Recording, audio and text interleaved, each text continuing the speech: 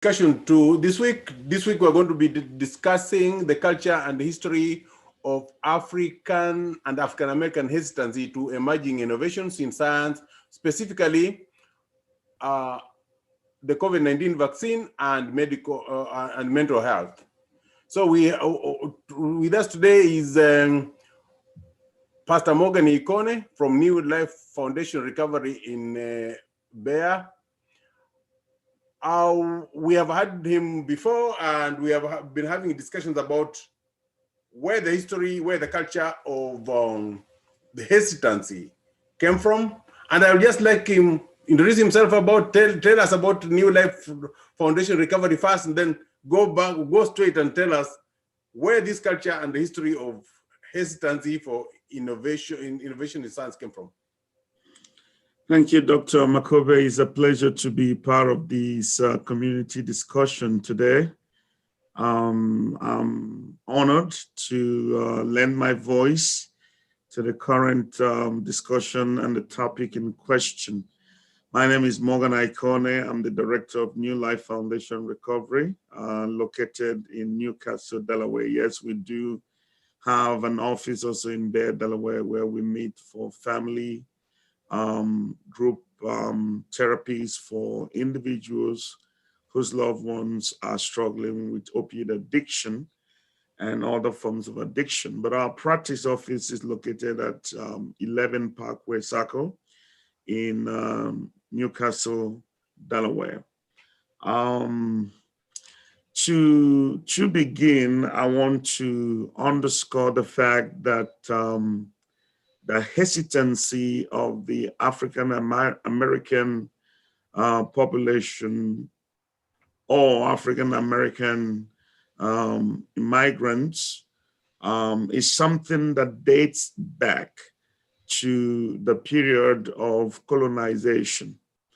When the colonial powers, if I may use that word, quote unquote, came to the shores of Africa, they came with a message of hope and peace and education and enlightenment.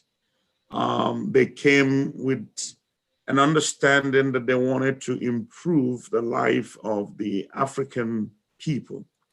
But behind that was a governmental backing. The missionaries who came were backed by governments of Britain and Portugal and Germany and France.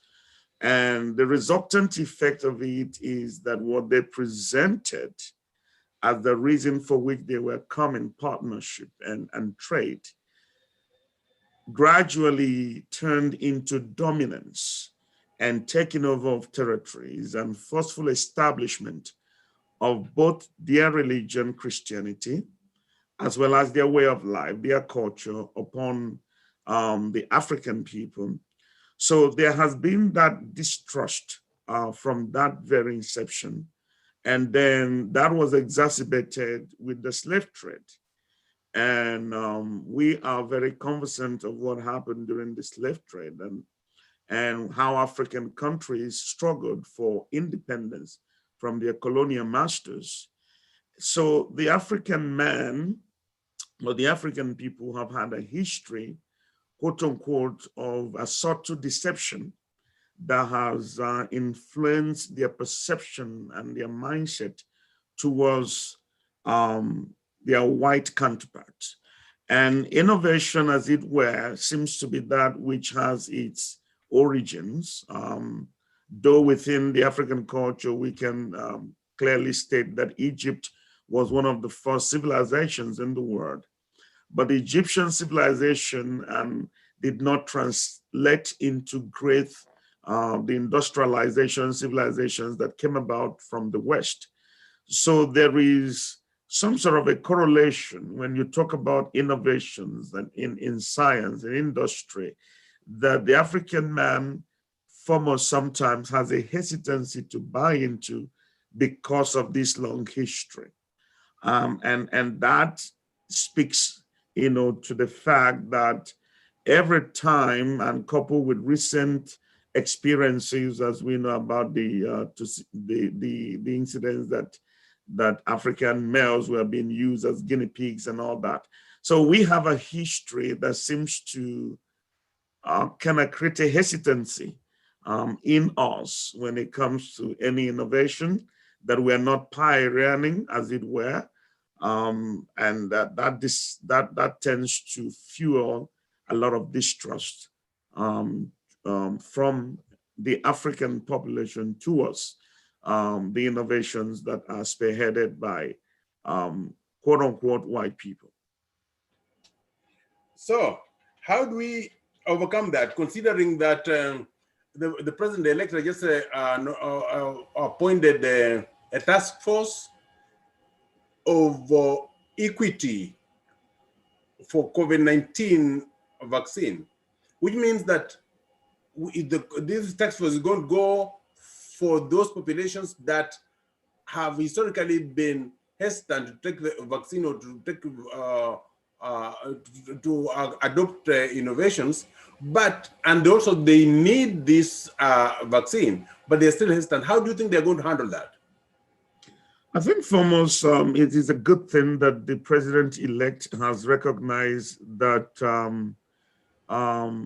establishing structural and logistic platforms for the distribution and inoculation of the populace with the vaccine in itself is not sufficient.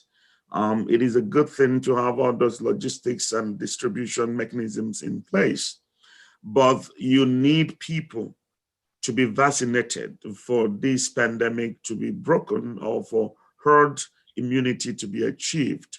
So the establishment of the equity task force is a good thing, is a laudable thing.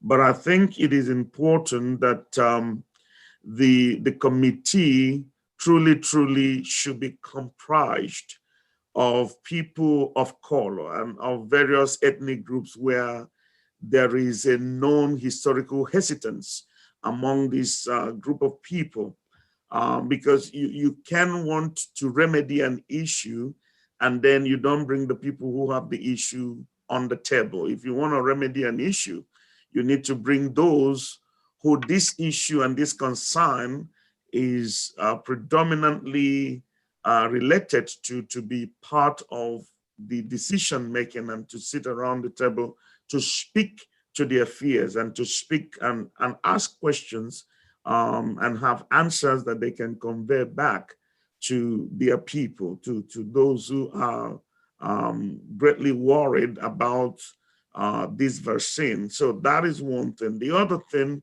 would be that the committee needs to do all they can within their power to encourage diversity and to look for community participation.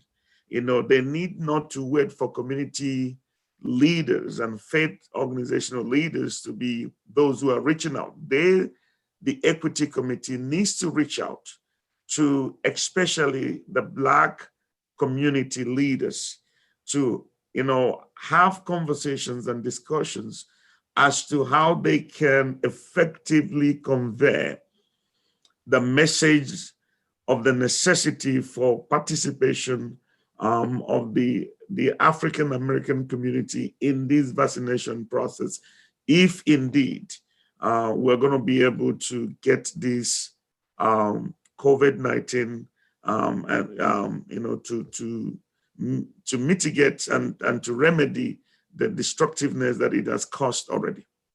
You know, in science, you know, innovation, there is the basic science, the basic research, and then there is the innovation that comes to the market. Now, when we talk about the vaccine, we're talking about the reason why we went to find a vaccine is because we had a problem. We had COVID-19, and we needed to get a mitigation, to get a solution to it. And then we did the research, or so humanity did the research, the companies did the research, and then we have the results. And like, you know, yesterday when the Britain started its vaccination, there are two people who reacted, who had a reaction to it, and now the protocol is that if you have allergies to food or to medicine, you are not supposed to take it.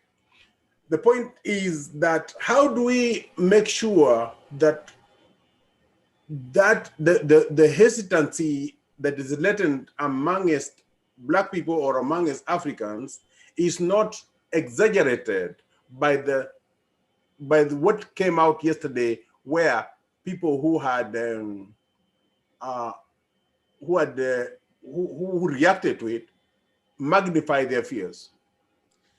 I think that that is a common denominator every time a vaccine is rolled out. I think the understanding that there will be people who will react to it is a normal thing. However, the challenge we have here is that there is already a huge gap of distrust existing when it comes to this particular vaccine. The distrust hinges around the methodology and the mechanisms of the manufacturing of the vaccine, the time duration, also of the very secrecy, so to say, that is engulfed with the origins of the virus itself. So in a nutshell, there is so much up in the air already. So with what happened yesterday, therefore, there is going to be some sort of a deepening distrust and fear among those who are hesitant. So I think, speaking from a behavioral science perspective, that the institutions and agencies responsible for the distribution, manufacturing, distribution, and policy making as it relates to this vaccine needs to do a comprehensive work of awareness, sensitization, and transparent communication, because people are not fools. If someone is afraid of something and there are signs and indicators that their fear is being confirmed, just telling them go take the vaccine, or developing a new protocol, if you have an allergy, don't take it, does not speak to why that was. So I think that honest, transparent communication from the FDA, CDC, and all Pfizer and those who are responsible for this vaccine is a major thing that has to happen. Number two is the continuance of engagement of community leaders in a way that they are able to assure their communities of the safety of this vaccine.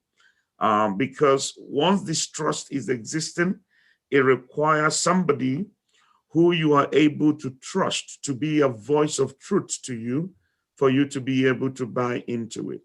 And thirdly is that we need to come to terms that this is going to be a long haul. I do not see by any imagination that in the next 1 year or 2 years that we're going to arrive at the 80% or 70% that is needed for herd immunity to be achieved. We got to agree that this is going to be an ongoing thing and it's going to take some time. But okay, agreed that we have to bring the communities along. The problem we have is those hesitant communities are the ones who are having a worse problem. You understand?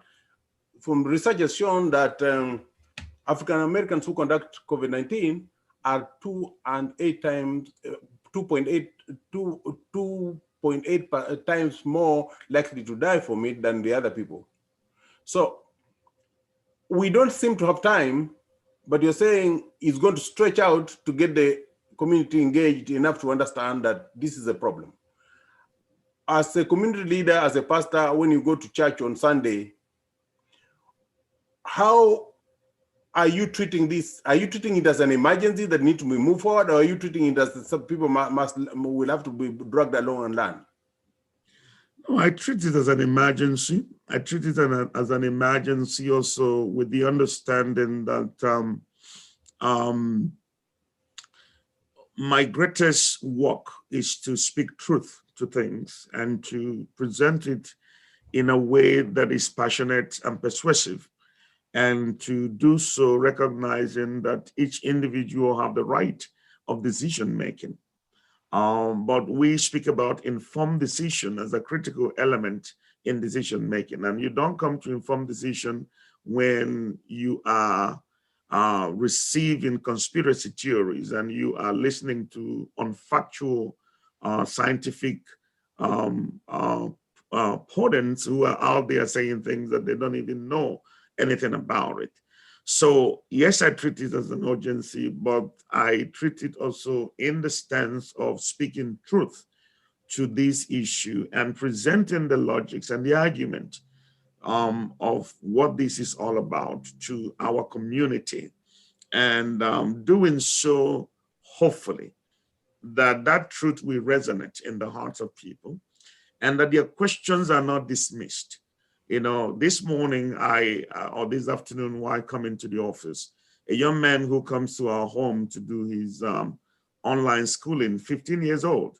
Mm-hmm. We were just talking about the vaccine, and what he told me, I'm not going to take this vaccine. I said, why? He said, because there is so much secrecy to it. There's so much, being said about it. So I asked him, where are you getting your information? He said, oh, it's out there. And so it's out there from who? Who are the authorities about it? Now, I gave him room to express to me what his fears are. I didn't shut him down. I didn't try to demonize him. I didn't try to tell him that he's irrational by thinking that way. So I think the manner in which we engage is critical. And I think it is necessary that we be informed and educated enough with science-based truth and with rational truth and with objective truth as to the nature of this vaccine and to the necessity of remedying the challenges we have with COVID-19. Pastor, from our discussion last week and from our discussion before we started this session, we're talking about the conflicting belief systems that exist amongst some Christians who the mention of science itself sends them out on a spin. I can say that because they seem to think that science is conspiring to do something that their faith tells them they shouldn't have work. Talk to me about that, but I don't think that this is the best place to give credence to that, because if we talk about the conspiracy stories here, the point is that the people will hear what they want to hear. You understand? So how do you thread the needle between making sure that you speak and convey the right information while dealing with disinformation or while dealing with misinterpretation of the scriptures? I think this is a very important question in this discussion today. I want to begin by establishing that as a behavioral scientist myself, science is not anti-God, neither is God anti-science.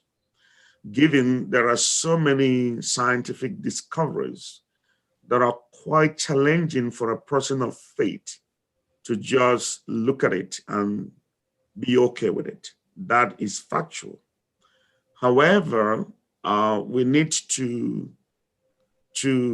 as you say, be careful to tread the thin line and ensure that truth remains truth and falsehood is stated to be what it is, falsehood.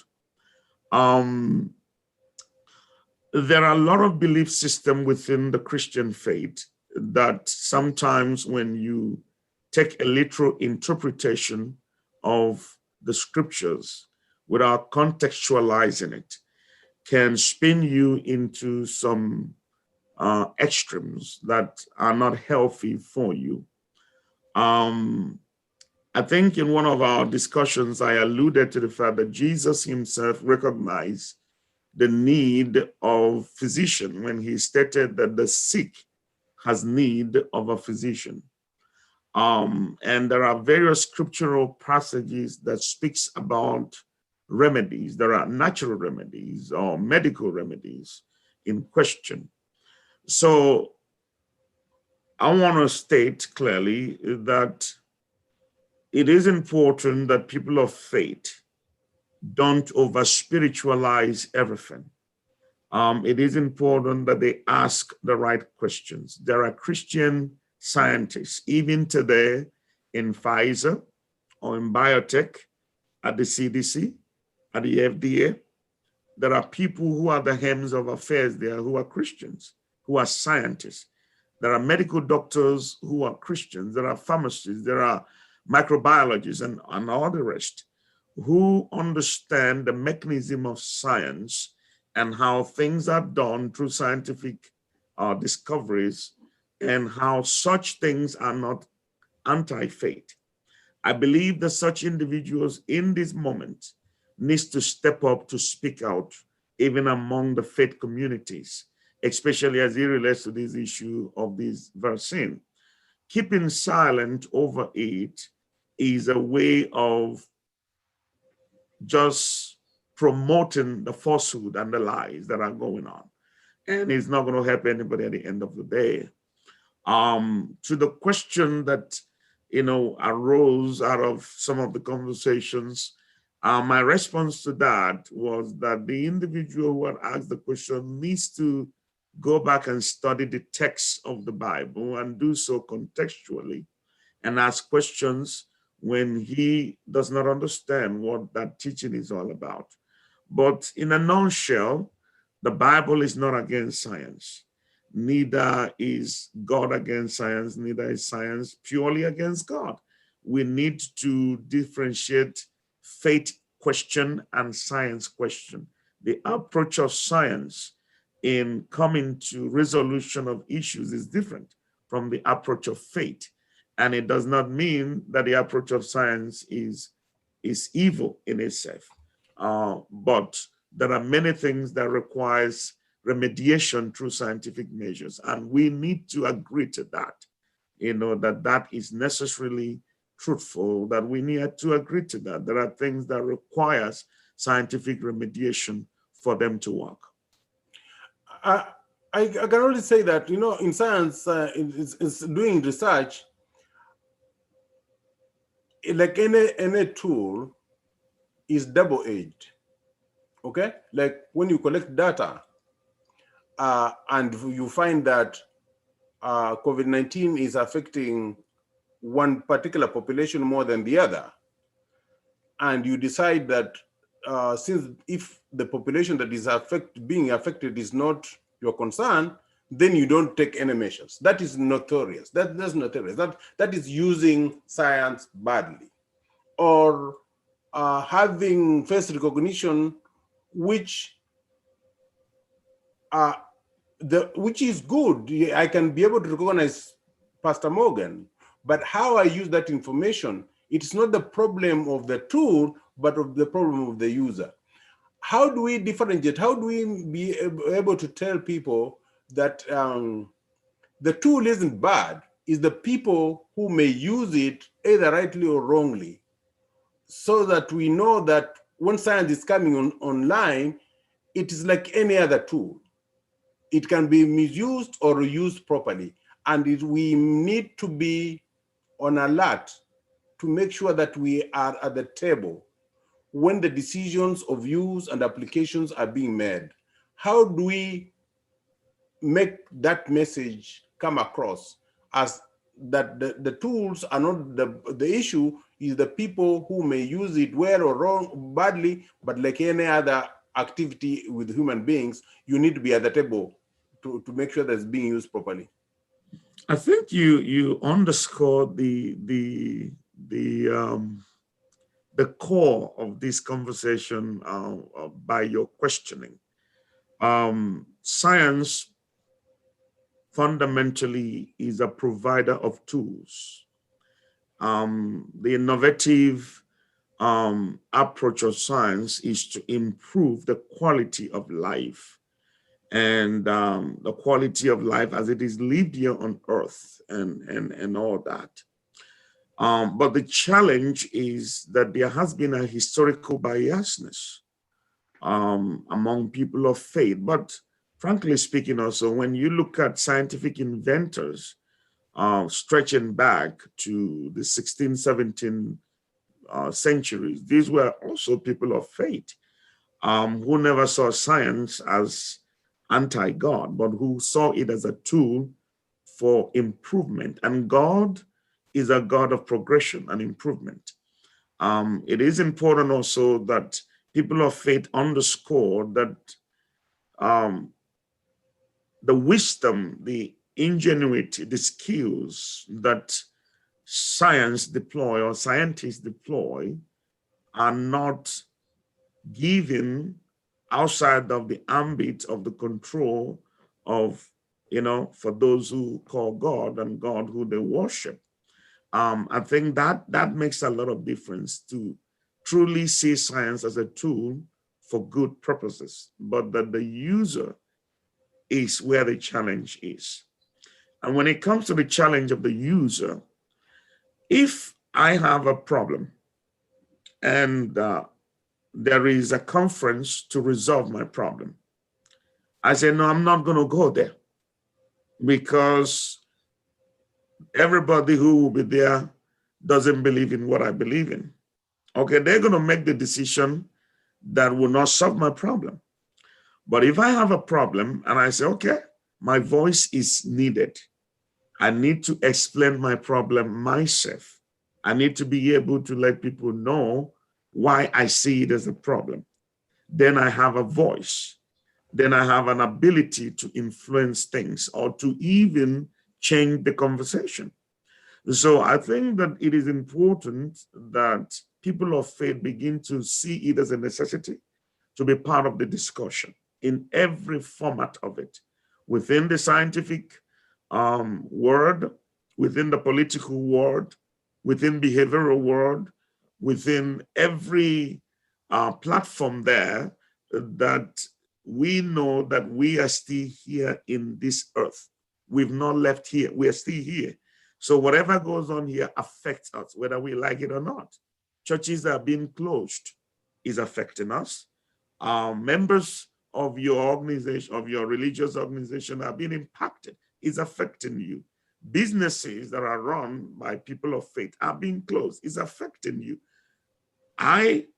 Today, for the past how many months, I have to be at home to do Zoom classes with my son, who is autistic, for the hours he's in class before I can step out to come to my business. And those are hours I could have used to do something else. So it's affecting me. When people of faith understand that they're still living in this world and whatever goes on in this world affects them, it should motivate them to seek for solutions. And when solutions are provided, it should motivate them to ask clarifying questions concerning those solutions. And if they are not okay with the questions, they need to keep on asking until they get the answers that they need. To shy away is not the solution.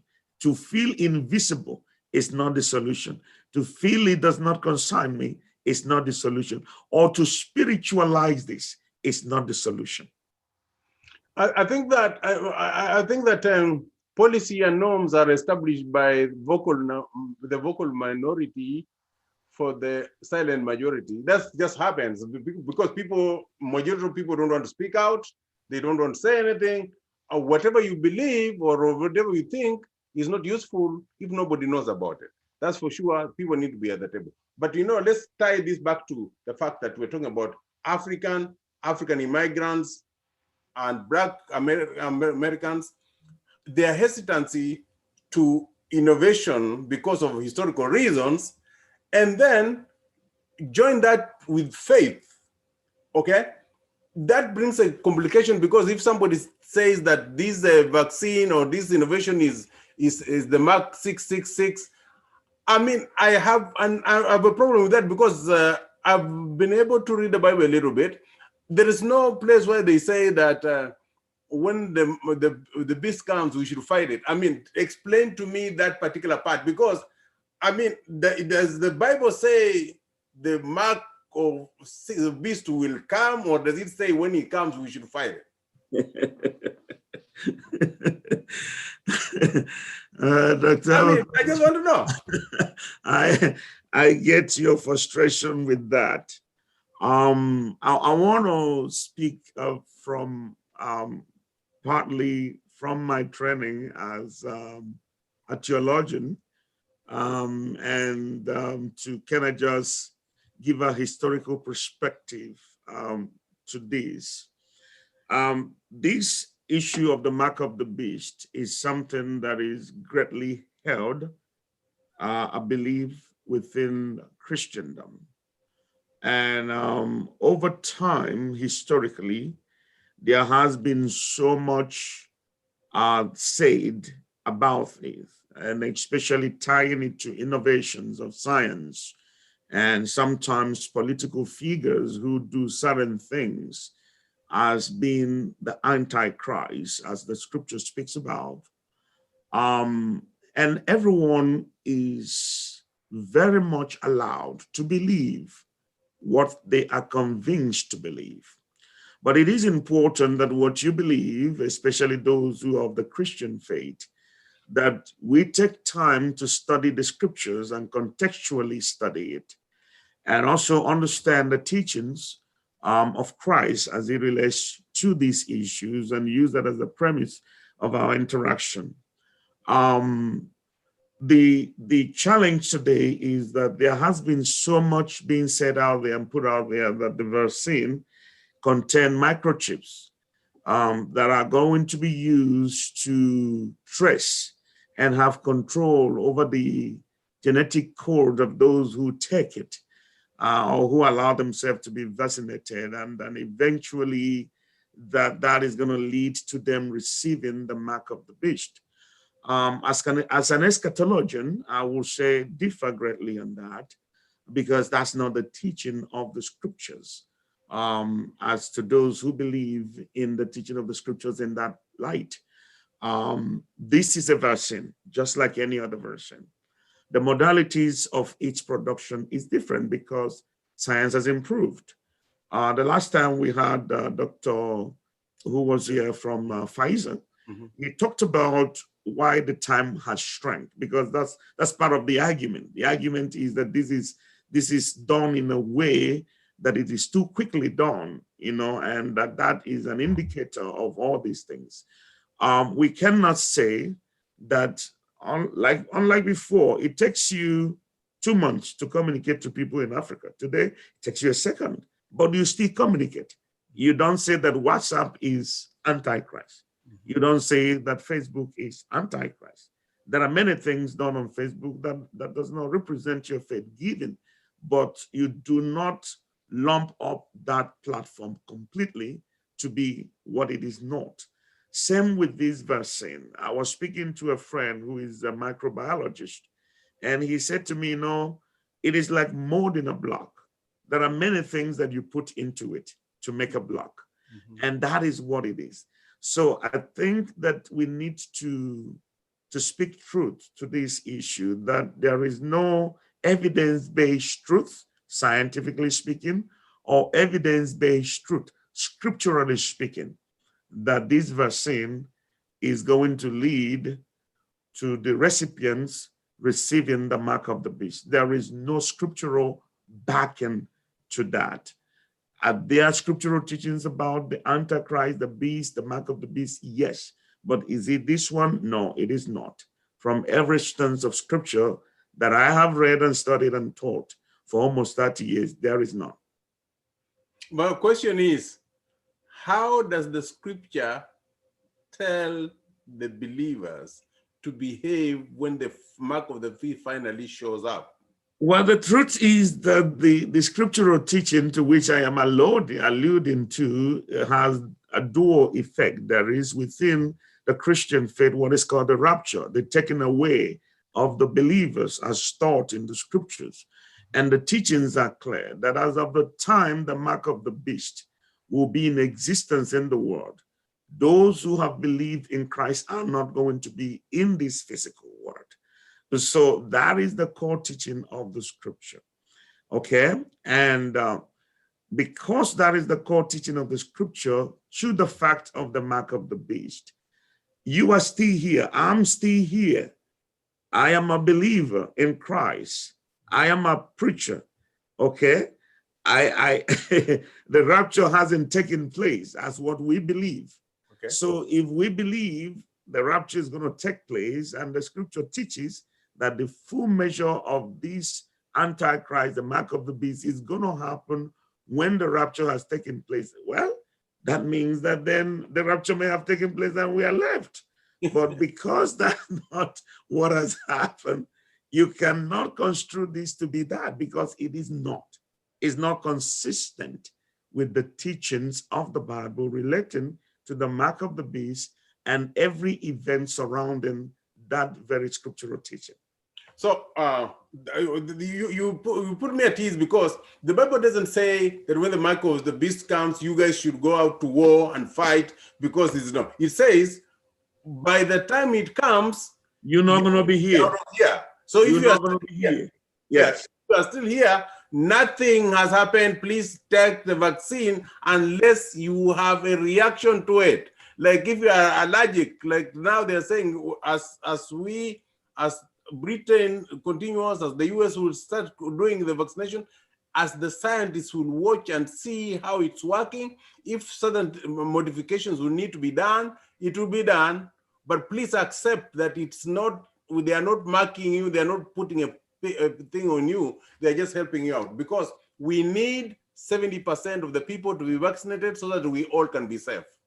Is that a summary of the thing? Because historically, people of color, Africans, Black Americans have been used as guinea pigs, but because they were not on the table, they are not the scientists. They were not the scientists. Now we have scientists there. Even if we are not the scientists there, we can question. We are able to question the motives and the results and see how it works. So make sure so that we can be able to read and get answers, so that we can be able to explain to other people who can understand, who can not be able to read that. So I think that handling the historical part, acknowledging it is not, we cannot go out there and say, forget that, because it's there, it's looking at us in the face, and the people have never changed. So if we give people opportunity, they can use science badly, right? Right. But we are not going to give them, we are going to stay there or stay on it completely. And I appreciated President-elect nominating a Black experienced expert woman to that position, to be able to come on the task force, to be able to make sure that there is equity in the vaccine. So I think that in general, we are on good ground, but we cannot brush off people who are afraid of it. We can only explain it. But when you mix faith in it, unless there is some other belief system other than what you have said, I think we are good. What do you think about that? I mean, because there are two very complicated issues mixed in there, and then I was on a WhatsApp page, and I saw somebody post a meme that says, "Me and my dog, when all you guys have taken your vaccine." It's a small picture with a but has a big implication to the people who say it. It is those kind of misinformation that we need to tackle. So how do we tackle that? How do we tackle to ensure that we know, we appreciate the history, we appreciate the risk of people misusing science and innovation, but we also say that we are now the people who are there, so we can't misuse it, or we shouldn't, and that the faith part is something. How do we get us out of the faith thing? I think, let me begin from the last thing. You've done an excellent summarization of it. We cannot get out of the faith part of it, because people's faith are part of the consequence of their life, and they hold there to their faith. However, as I stated, as a person of faith myself, that there is need for us to be informed, for us also not to carry dogmatic biases when it comes to innovations and science, but for us to understand that science is a tool. And as a tool, it becomes a destructive mechanism and element based on whose hand that it is in. Therefore, we need to be encouraging our people of faith to truly go into scientific research and into industries that promote scientific discoveries and be part of that process. The second thing is that we need to continue to allow people to express their fears. We need to create forums and platforms where people are not hushed. When you hush people or when you classify them as ignorant or as irrational, as anti-vaccinationist and all that, and you don't even listen to what they are saying, then that it deepens the distrust and it makes them to feel like, yes, actually what I'm saying is true. If it is not true, you would have listened to me. You are dismissing me because you know you are hiding something. Okay. So there should be a robust, open conversation. Allow people to express their distrust, their misbelief, and whatever, and answer the questions and be honest. In events where you do not have the answer, to say, I do not know, but I'll get back to you. That's number two. Number three is that we need to do the best to understand that this is a public health situation. It is a public health crisis. It is affecting everybody. And we need to not only apply common sense as people of faith, we also need to listen to experts and to ask questions as to why are they asking us to do that. Take, for example, the wearing of masks, Take, for example, washing of your hands. These are common hygiene things. As a matter of fact, when you go to the book of Leviticus, there is a prescription there that fits exactly the CDC recommendation. And that had to do with leprosy. Uh-huh. Prescription was, if somebody had indicators of leprosy, the person was supposed to go to the priest, who had the authority then to examine. If the priest was uncertain of what it is, the person was to be in seclusion for 2 weeks. 2 weeks. After that 2 weeks, the person returns back to be examined again. If the examination proved that the person is okay, then he or she reintegrates back to the community. If the person proves not to be okay, it takes another 2 weeks. So that prescription exists there, okay, of this quarantine and recommendation of isolating and public health measures. The book of Leviticus actually deals extensively with public health measures with the children of Israel that can be contextualized in our own context today. So to say that these measures are anti-God without even looking at the scriptures is completely, out of place. So that is important. Let's understand this is public health measures, and there are recommendations within scripture that addresses public health measures. And what is being adopted today by CDC is very much in line with that scriptural prescription of public health measure, And finally, I think it is important that we stay engaged. We have to be on the table. We have to be there. If we're not there, decisions are made. When laws are enacted, whether you are a praying person or you're not a praying person, you will abide by it. But when you are there and you're able to lend your voice and you're able to participate, you're able, out of the convictions of your faith and of your heart, to drive the conversation, then you would have done yourself good, you would have done your community good. Coming, let's we talk about the vaccine and the other innovations. Let's talk about the same thing: culture and history and mental health.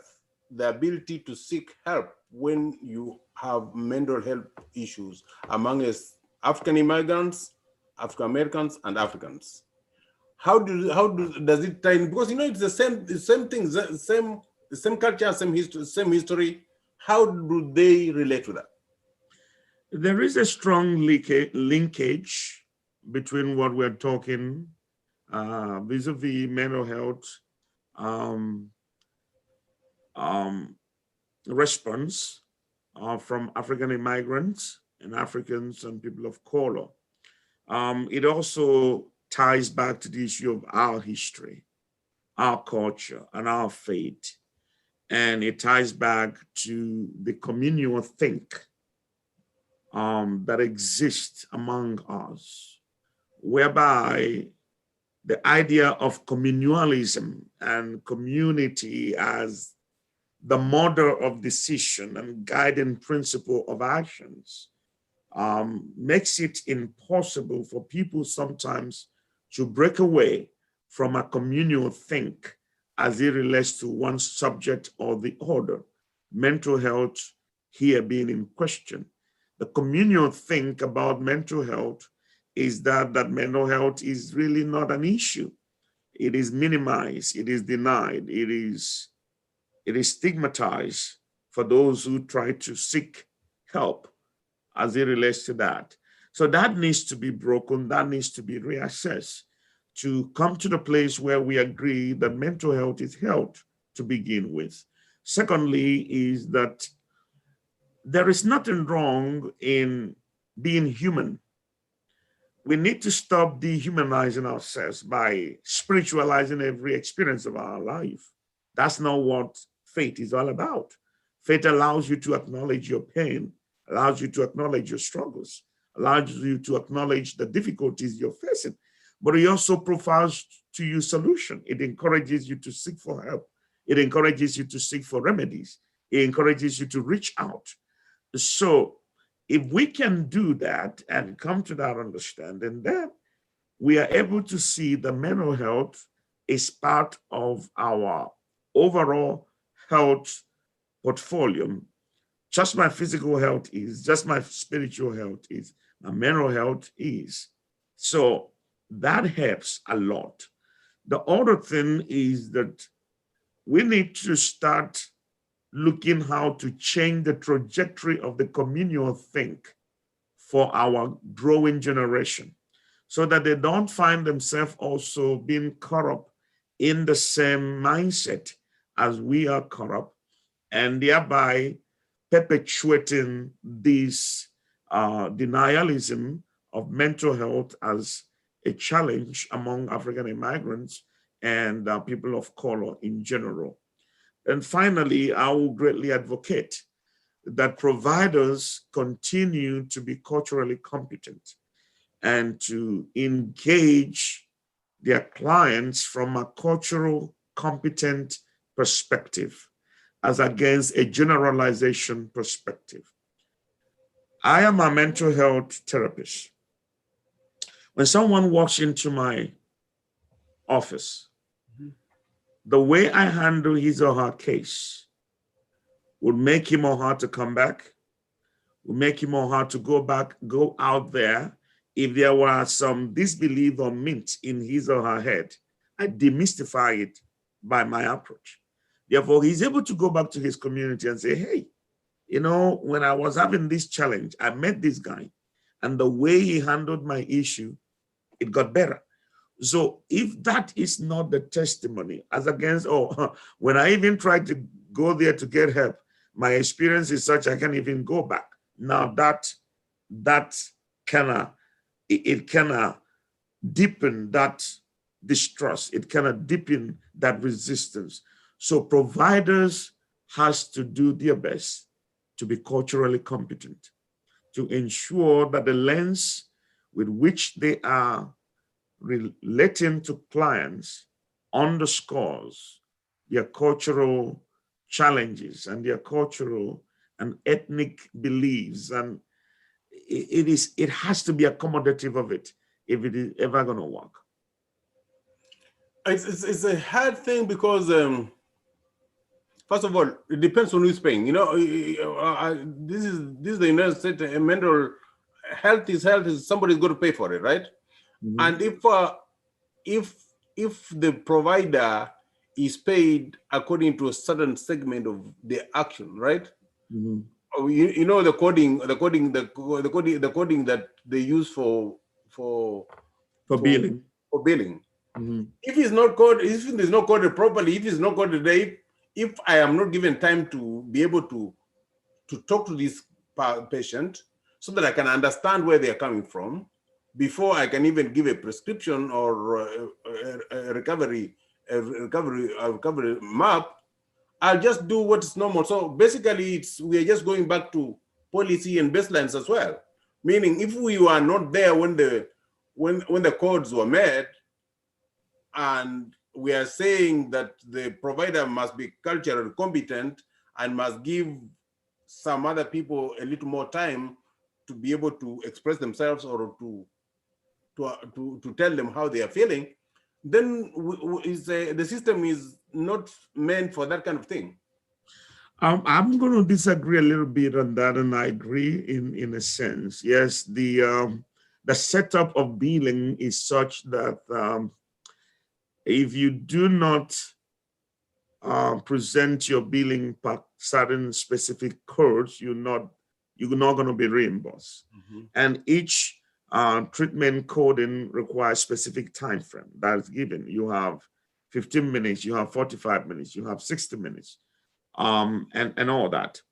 However, there is something that each provider can do. It is called the intake development questionnaires. That does not require any coding.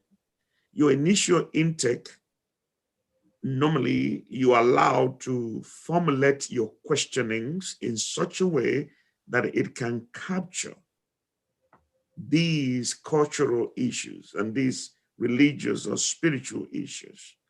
So if providers could, utilize that platform of their intake formations and forms to capture these, that will go a long way to help, because that you are paid for that, and the information the client supplies to you can give you a window into how to approach. The second thing is that providers needs to stop the objectification of clients. They are not money-making machines. If there is no good heart in a provider, you walk in, I talk over you, I don't listen to you, I treat you as though I know you, as against allowing you to tell me you, then I'm not going to be able to help. And then you go out feeling this is waste of time. So there is a lot. I understand with the issue of the coding, but there is a lot that the provider can do to help in this context. And to the area I am agreeing, yes, this is where policy making comes into being. This is where being on the table comes into being. Some of these codes needs to be revisited. Some of them needs to be, renewed or changed or thrown away, whatever the case may be. But then if you are not there to be a voice, then who is going to advocate for you? So I still go back to engagement.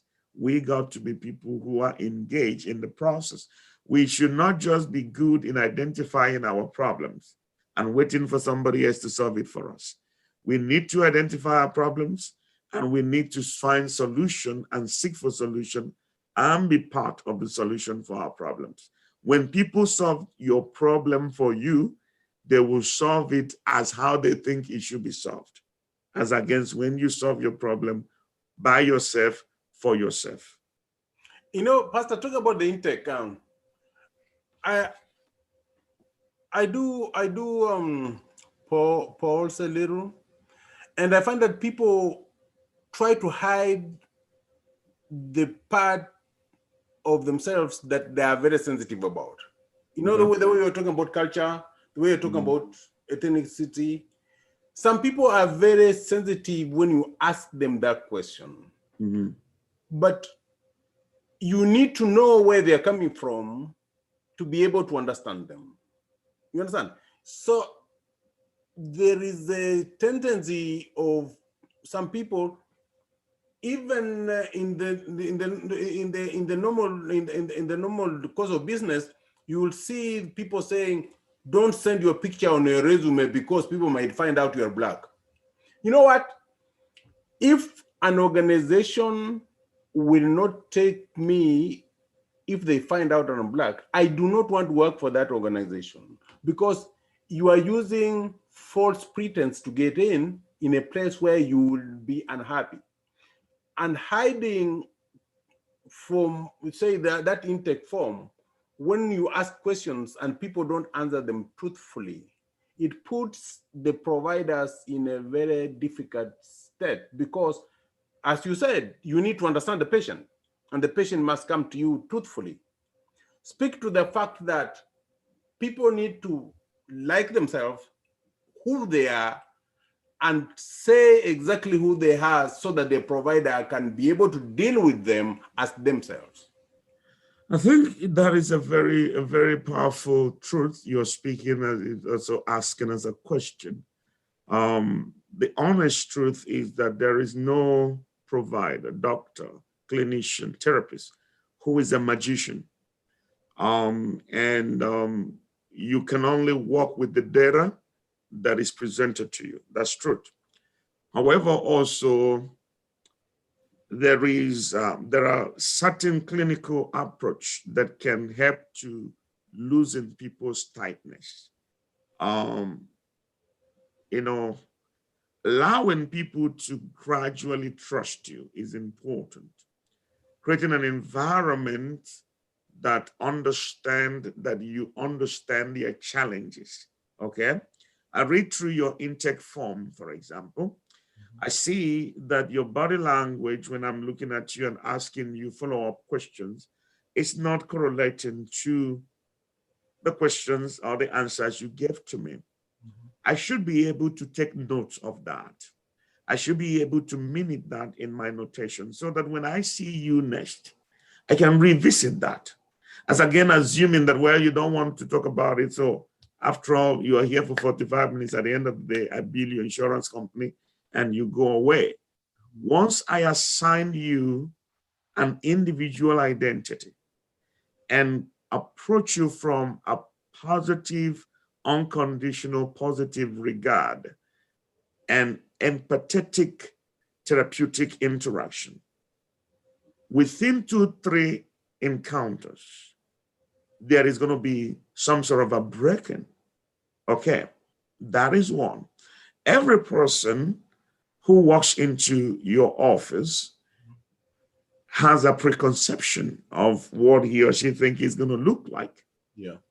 You need to be able to know that and be able to know how to kind of put that where it should be in such a way that the person can leave that conception being demystified and having to help him or her to have a desire to come back the next time. That's another thing. The idea of also certain things that some people may do, mispronouncing people's name is one indicator that truly you don't want to know who I am. Yeah. Okay.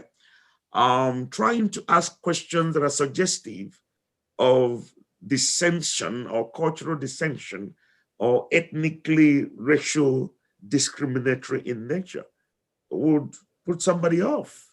You understand? Trying to say, oh, I don't understand you. Can you repeat yourself again? What did you say? And the way in which it is said is suggestive, like, oh, you have an accent. You don't speak like me. You know, like, oh, what's your country like? What do they do in your country? No, those are irrelevant questions. You need to know the person. And if you want to take you to his country or her country, that is their prerogative to do that. So there are certain things that people need to avoid that is going to help the person who is struggling culturally to be able to be comfortable to receive treatment, especially our people. Understanding also the way a Black man perceives himself is critical. And knowing how to trade carefully with that self-perception is important.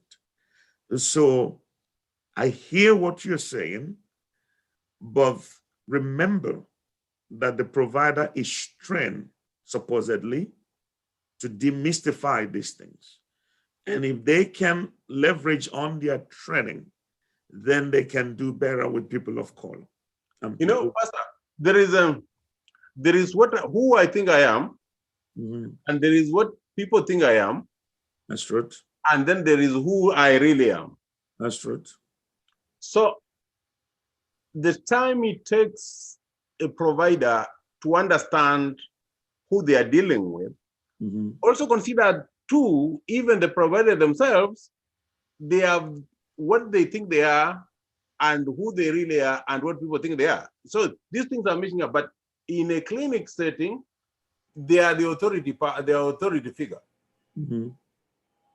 So how do they balance the authority figure and the fact that they are bringing baggage as well, and this client is bringing baggage as well, but they need to be able to understand the client who is in the first place, like coming to a clinic.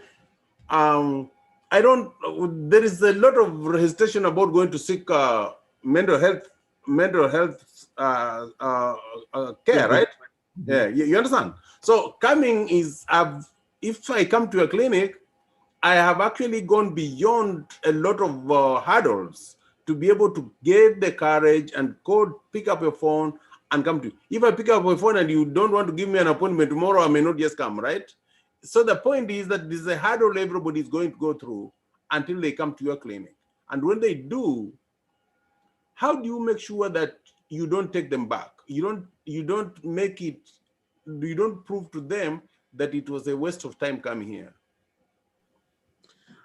I will answer that in 2 words, and I try to explain on them. Number one is ethics.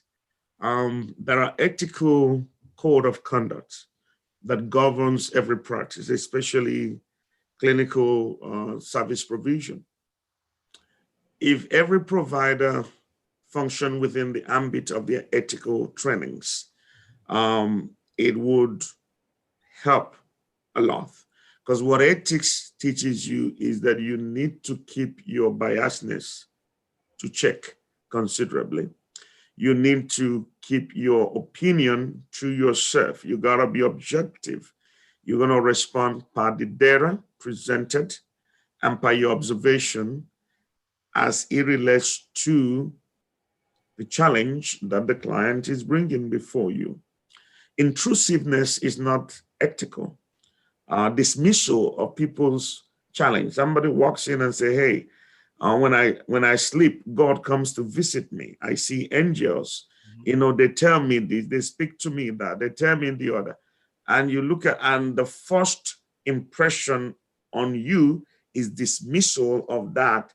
The person shuts down completely.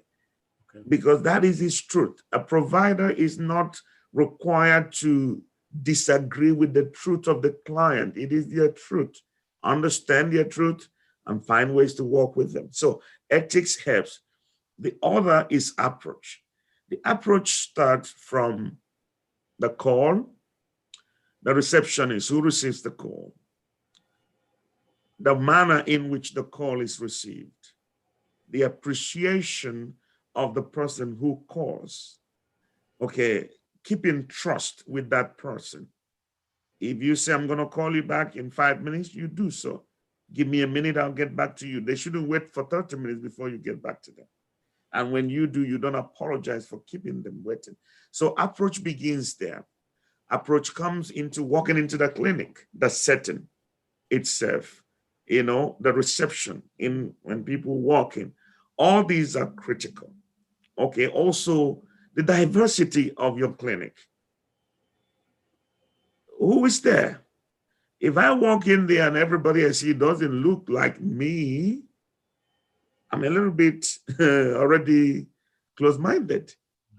So these are dynamics that when understood and employed, it will help to really get people to desire and to seek treatment. Because the thing is, Every time someone is satisfied with a treatment provision, they don't stop just with themselves, with that satisfaction. They become force of disseminations of information of how satisfactory it is. And that helps to break, because every individual has somebody they influences, and that person have another person they influences. And so the chain continue to go that way. And with our people, communal trust is an essential element. So if people within the community can say, oh, I trust this person and I trust this clinic, my experiences with them was very good. Not the Google rating, but the individual person speaking. It is going to make a lot of difference. I think we have been talking for such a long time. I think we are reached the end. Today we have discussed the culture and the history of African hesitancy to science innovations. And also we've touched on the hesitancy to seek help for mental health. And this is a continuing discussion that we're going to continue to have. We need, and Pastor Morgan has said, it's something that the community has to be engaged in, the leaders and the people themselves. If you are not at the table, if the decisions that are being made without you, they may be adverse to you. So we encourage you, when you listen, when you're talking to your fellows, to be engaged, to make sure that the decisions that are made, or the science, the application of science on innovation, is for your good. Because the science and innovations and vaccines are just tools that we have to use, but how we use them depends on the people who are using them, who are in position of responsibility. So we want you to be one of the people. And for today, this is the end of it. We'll see you again next week. Thank you very much. Thank you, Pastor, for coming. We'll see you again next week.